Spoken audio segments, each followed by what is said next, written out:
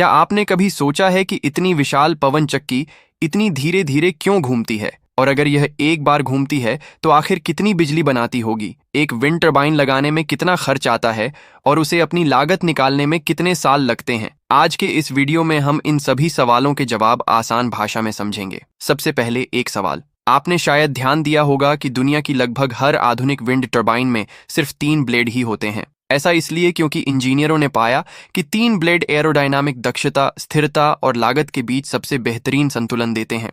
अगर केवल 2 ब्लेड लगाए जाए तो लागत तो कम हो जाती है और टरबाइन तेज घूमती है, लेकिन कंपन और शोर काफी बढ़ जाता है। वहीं 3 से ज्यादा ब्लेड लगाने पर वजन और लागत बढ़ जाती है, जबकि ब्लेड एक दूसरे की हवा भी रोकने लगते हैं, जिससे दक्षता घट जाती है।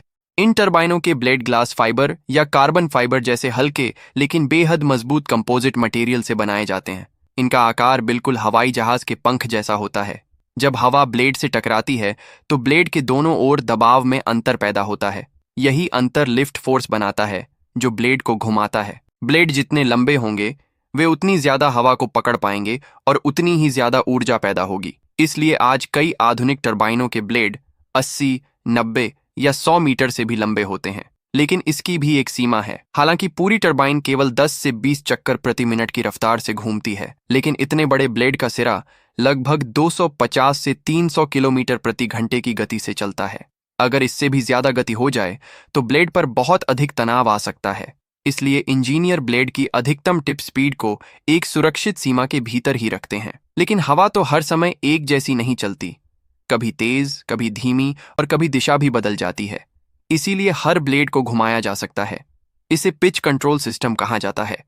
जब हवा कम होती है तो ब्लेड का कोण बढ़ाकर ज्यादा ऊर्जा ली जाती है। तेज हवा आने पर कोण कम कर दिया जाता है और तूफान या रखरखाव के समय ब्लेड को ऐसी स्थिति में घुमा दिया जाता है कि वह लगभग रुक जाए। सिर्फ इतना ही नहीं, टरबाइन के ऊपर लगे सेंसर हवा की दिशा लगातार मापते रहते हैं। जैसे ही दिशा बदलती है, पूरा इंजन वाला हिस्सा यानी नैसेल धीरे धीरे घूमकर खुद को फिर से हवा की ओर कर लेता है। इसे यॉ कंट्रोल सिस्टम कहा जाता है। अब सबसे महत्वपूर्ण सवाल, इतनी धीमी गति से घूमने वाला रोटर आखिर बिजली कैसे बनाता है? पुरानी पीढ़ी की अधिकांश टरबाइनों में रोटर की धीमी गति को पहले गियरबॉक्स के जरिए कई गुना बढ़ाया जाता था। इसके बाद तेज गति से घूमने वाला जनरेटर बिजली पैदा करता था। लेकिन गियरबॉक्स पर लगातार बहुत ज्यादा दबाव पड़ता है, इसलिए यह विंड टरबाइन के सबसे ज्यादा रखरखाव वाले हिस्सों में से एक माना जाता है। इसी वजह से आज बड़ी संख्या में direct drive permanent magnet generator इस्तेमाल किए जा रहे हैं। इनमें गियरबॉक्स की जरूरत नहीं होती।